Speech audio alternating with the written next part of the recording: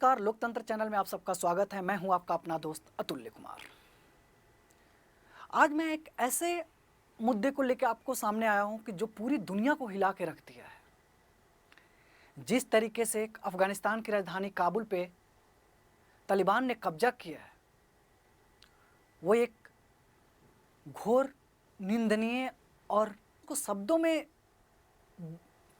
परिभाषित करें तो एक लानत भर कह सकते हैं, जो कि पूरी मानवता को शर्मसार कर दिया है।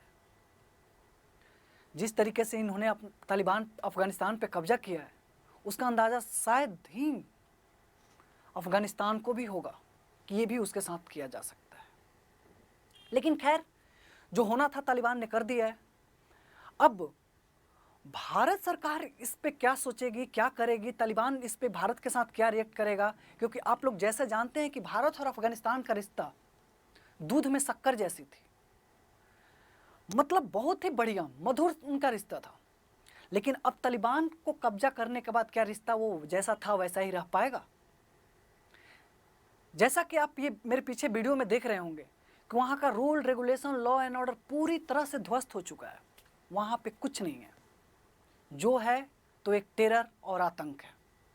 तो आज का सबसे बड़ा सवाल यही है कि जो तालिबान ने अफगानिस्तान पे कब्जा किया है, तो क्या भारत के साथ रिश्ता वही रह पाएगा जो पहले भारत अफगानिस्तान के साथ कर रहा था? आज हम इसी बात को, सबसे बड़ा सवाल यही है कि क्या भारत का रिश्ता अफगानिस्तान के साथ जो था तालिबान वो कंटिन्यू कर पाएगा, या भारत सरकार उसके लिए क्या सोचती है, क्या इसका निष्कर्ष होगा? इसके एक एक पहलुओं से हम आपके साथ रूबरू कराते हैं। अगर ये वीडियो आप लोगों को पसंद आया तो लाइक, शेयर और चैनल को सब्सक्राइब जरूर कीजिएगा।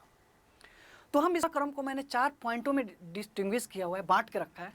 तो पहला पॉइंट ये है कि अभी जो ये घटनाक्रम हुआ है उसको देख के इसके जो दो दोस्त हैं तालिबान के, चीन और पाकिस्तान, वो थोड़े से अस्वस्थ हो गए हैं, क्योंकि तालिबान ने जिस तरीके से अफगानिस्तान की राजधानी काबुल पे कब्जा किया है, उससे पाकिस्तान और चीन ये वर्ल्ड के सामने नहीं दिखाना चाहते कि हम सपोर्ट करते हैं या क्या करते हैं, तो वो थोड़े से अनकंफर्टेबल से हो गए हैं।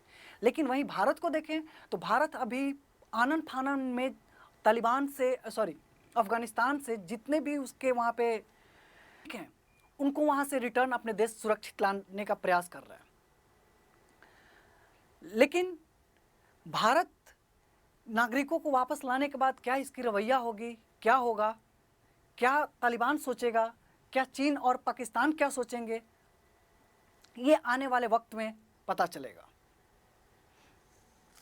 लेकिन भारत ने तालिबान को कभी भी आधिकारिक मान्यता नहीं दी। तालिबान को आधिकारिक तौर पे भारत ने कभी मान्यता नहीं दी। इसका विशेष कारण ये भी है कि जो कि भारतीय मिशनों पे जो हमला हुआ है उसका जिम्मेवार और मददगार भारत सरकार या भारत तालिबान को ही मानती है। इसलिए भारत ने कभी सीधी बातचीत या उसका मान्यता नहीं दिया। भारत एक तालिबान को आतंकियों का संगठन ही मानता है। उसके कुछ संगठन हैं जैसे मोहम्मद, लश्कर, हक्कानी नेटवर्क, ये एक आतंकी गुट है। और जो इसी की एक सबसे बड़ी बात और भी है कि भारत और अफगानिस्तान का जो रिश्ता है, जैसा कि मैंने बताया कि बहुत ही घनिष्ठ और सौहार्दपूर्ण वाला है, मधुर रिश्ता है। तो इस पे इफेक्ट ना है, इसलिए तालिबान के साथ भारत बचना चाहेगा, भारत तालिबान से बचना चाहेगा। लेकिन अब तालिबान ने अफगानिस्तान पे कब्जा कर ही लिया है, तो भारत आगे क्या करेगा ये तो आगे आने वाले वक्तों में पता चलेगा। एक न्यूज़ ये भी थी कि भारत सरकार ने इसी साल जून में बैक चैनल के थ्रू तालिबान से बातचीत की थी। लेकिन भारत सरकार की तरफ से एक बयान आया कि वहाँ के अलग अलग स्टेक होल्डरों से बातचीत की। जब बस वो बयान इसलिए जारी किया गया कि मीडिया में ये बात तूल ना पकड़े और इस घटनाक्रम को कंट्रोल किया जाए। जैसा कि मैंने बताया कि भारत और अफगानिस्तान का रिश्ता दूध में शक्कर के जैसा था, लेकिन अब ये सिचुएशन बदल गए हैं। अब अफगानिस्तान पे तालिबान का कब्जा हो चुका है। तो भारत इस प्रॉब्लम से, इस चैलेंज से कैसे टैकल करेगा ये तो आने वाले वक्त में पता चलेगा। लेकिन वहीं पे तालिबान का एक गुट है जो कि भारत को समर्थन भी करता है। ये बात उस समय आई जब भारत ने आर्टिकल 370 को कश्मीर से हटाया, उस समय पाकिस्तान इस मुद्दे को कश्मीर से जोड़ रहा था, तो तालिबान ने कहा कि भारत कश्मीर में क्या कर रहा है उससे उसको कोई मतलब नहीं है। तो यानी ये थोड़ी सी हमारे भारत के लिए पॉजिटिव है कि तालिबान के कुछ गुट भारत के लिए समर्थक भी हैं। ये भी नहीं कह सकते कि भारत के लिए 2.0 तालिबान सुखद होगा या भारत के लिए तालिबान 1.0 से भी बुरा होगा। लेकिन जानकार हैं वो ये मानते हैं कि भारत के लिए तालिबान कुछ चुनौती खड़ी कर सकता है। पहला होगा व्यापार,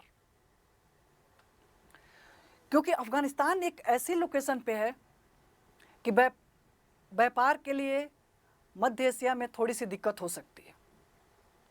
और दूसरी चीज़ है कि भारत के लिए सुरक्षा का मुद्दा भी सामने आ सकता है, क्योंकि भारत से पहले दो देश हैं जो कि तालिबान से उनके अच्छे रिश्ते हैं, एक चीन और दूसरा पाकिस्तान।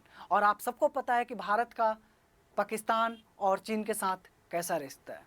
तो थोड़े से भारत के लिए भी चैलेंजेस और प्रॉब्लम और टफ सिचुएशन आने वाले हैं। लेकिन बस एक इन सब की बात में एक बात ही भारत के पक्ष में आती है कि अफ़गानिस्तान जो तालिबान है वो कभी भी जम्मू कश्मीर के मुद्दे पे खुल के सामने नहीं आता, और सीधा सीधा कह चुका है वो कि मुझे तालिबान में मुझे भारत कश्मीर में क्या कर रहा है क्या करेगा उससे कोई फ़र्क नहीं पड़ता। के लिए एक मुसीबत ये भी होगी क्योंकि भारत एक बहुत बड़े अमाउंट अफ़गानिस्तान में इन्वेस्ट कर चुका है, जो कि और भारत के बहुत सारे वहाँ पे प्रोफेशनल्स वर्क भी करते हैं, और भारत सरकार वहाँ बहुत सारी परियोजनाएं प्रोजेक्ट्स पे काम करता है, रोड, सड़क, डैम्स, पार्लियामेंट। मतलब कि ओवरऑल जो भारत वहाँ पे इन्वेस्ट किया है क्या वो अब छोड़ देगा? ये सब घटनाक्रम आने वाले वक्त में पता चलेगा। जानकार लोग जो जानकार हैं इन चीज़ों पे वो अभी ये कह रहे हैं, कभी इसका पता लगना बाकी है कि तालिबान आईना बदला है या चेहरा। आप लोग कमेंट्स में बताइएगा कि जो ये घटनाक्रम हुआ है आप उस लोगों को कैसे देखते हैं, क्या सोचते हैं। और ऐसे ही अपडेट्स के लिए हमारे चैनल पे बने रहें। तब तक के लिए नमस्कार, धन्यवाद, खुदा हाफिज़।